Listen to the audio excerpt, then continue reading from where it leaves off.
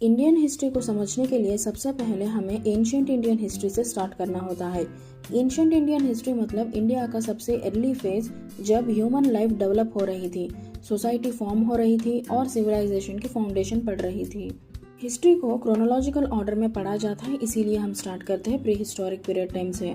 Pre historic period वो time था जब राइटिंग इन्वेंट नहीं हुई थी। इस पीरियड के बारे में हमें नॉलेज मिलती है आर्कियोलॉजिकल सोर्सेज से, जैसे टूल्स, बोन्स और cave paintings.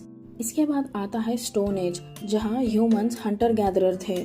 Stone tools use होते थे और लाइफ कम्प्लीटली नेचर पर डिपेंड करती थी। ग्रेजुअली ह्यूमंस ने फार्मिंग सीखी, जिसे हम नियोलिथिक रिवॉल्यूशन कहते हैं। इस स्टेज पर परमानेंट सेटलमेंट, पॉटरी और एनिमल डोमेस्टिकेशन स्टार्ट हुई। इसके बाद इंडिया की फर्स्ट अर्बन सिविलाइजेशन यानी इंडस वैली सिविलाइजेशन डेवलप हुई। प्लान्ड सिटीज, ड्रेनेज सिस्टम और ट्रेड इसका मेन फीचर था। एंशिएंट इंडियन हिस्ट्री हमें समझने में हेल्प करती है कि इंडियन सोसाइटी, कल्चर और इकोनॉमी की रूट्स क्या है। इस बेस पर हम आगे चल के मिडिवियल और मॉडर्न इंडियन हिस्ट्री को समझते हैं।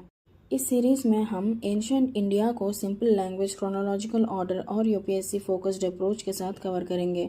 This is beacon guide. Thank you for watching.